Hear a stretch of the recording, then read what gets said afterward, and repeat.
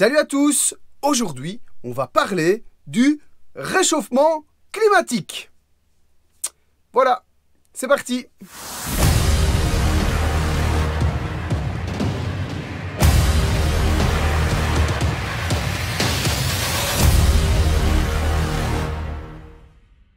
Bon, vous vous doutez bien qu'on va quand même parler d'un film, et ce film c'est Waterworld, sorti en 1995-1995 et réalisé par Kevin Reynolds, à qui on doit Robin des Bois, sorti 4 ans plus tôt. En résumé, le film se passe dans un avenir lointain et la Terre est complètement recouverte d'eau suite à la fonte des glaces liée au réchauffement climatique. J'avais raison, bande d'enfoirés!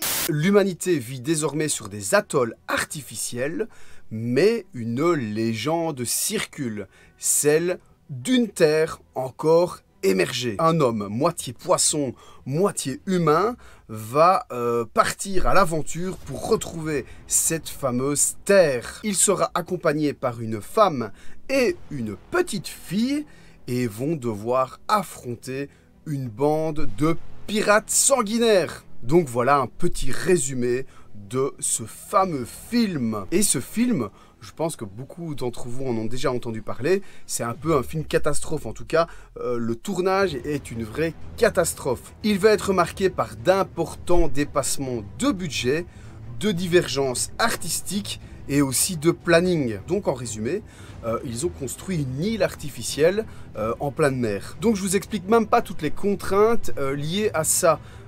D'une part, il fallait trouver un système rotatif en fait pour faire tourner tous les décors, pour toujours pouvoir tourner face à la mer, je vais dire. Face à la mer! Donc ça nécessitait énormément de techniciens et de temps.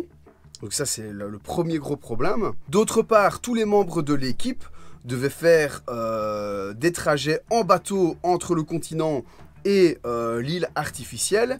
Et même pour aller aux toilettes, des choses comme ça, ils devaient vraiment faire chaque fois les trajets. Donc c'était vraiment un casse-tête sans nom.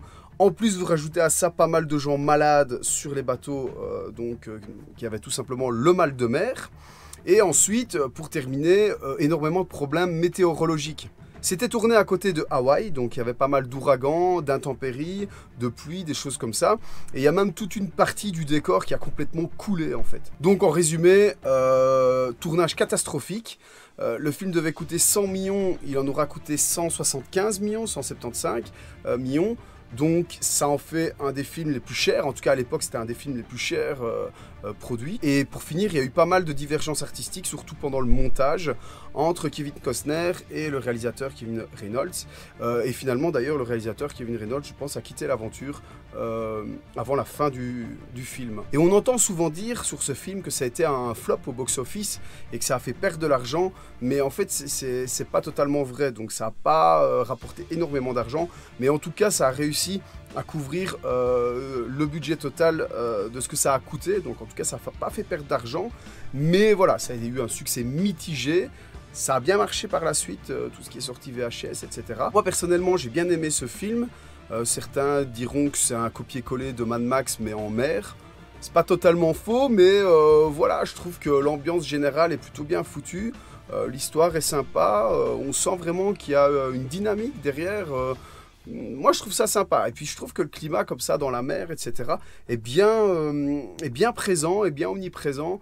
On est vraiment dans le truc, on rentre vite dans le film. Et puis ce côté vraiment costume tout abîmé, tout déchiré, la rouille des bateaux, les armes un peu bricolées. Je trouve vraiment qu'ils ont créé quelque chose d'intéressant.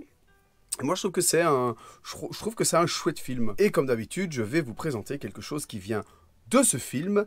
Donc là, dans ce cas-ci, c'est un costume qui est juste là. Hop. Donc qui est en deux parties. Alors, je sais pas comment on va voir. Je vais essayer de vous montrer du mieux que je peux. J'ai pas de mannequin. Je dois acheter un mannequin homme pour présenter ce genre de choses pour les vidéos, mais voilà, je l'ai pas encore acheté. Donc éventuellement je peux un peu me reculer. Donc voilà, ça c'est le dessus, donc c'est un haut. Donc c'est vêtements utilisés par les pirates hein, dans le film, plutôt en arrière-plan, donc ça appartient pas vraiment à un acteur principal. Mais voilà, je trouvais ça cool, donc vous voyez, c'est vraiment un pull tout déchiré, hein, tout simplement. Et alors j'ai le pantalon, et c'est le pantalon qui est le plus cool, je trouve. En fait, le pantalon, il y a vraiment ce côté un peu science-fiction, un peu futuriste. Vous voyez.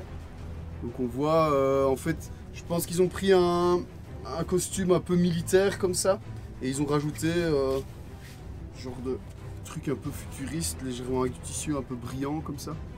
Donc, vous voyez, aux genoux, évidemment avec ce côté usé, sale, etc. Hein, donc dans le film, ils sont tous habillés comme ça, avec des vêtements de récup, tout abîmés. Donc voilà. J'essaierai de vous remettre un jour des photos éventuellement du costume présenté sur un mannequin. Il faut que j'achète ça. Ah, je trouve ça cool, quoi. Le pantalon est vraiment bien. Sur un mannequin, ça peut être sympa. Voilà. Le pull est cool aussi. Hein. On voit vraiment des taches brûlées. Après voilà, j'ai regardé un peu le film, mais j'ai pas trouvé. Il y a tellement de personnages en arrière-plan, etc. Ils ont tous des vêtements un peu tous ressemblants, je vais dire. Donc, pas évident de savoir exactement qui l'a porté. Mais bon, il faut imaginer et se remettre dans le contexte. Donc je sais pas. Vous voulez qu'on se remette dans le contexte? Vas-y, monte-moi. Bon allez, c'est parti, on se remet dans le contexte. Ça va? Dis, tu connais Objet de Film? La chaîne YouTube?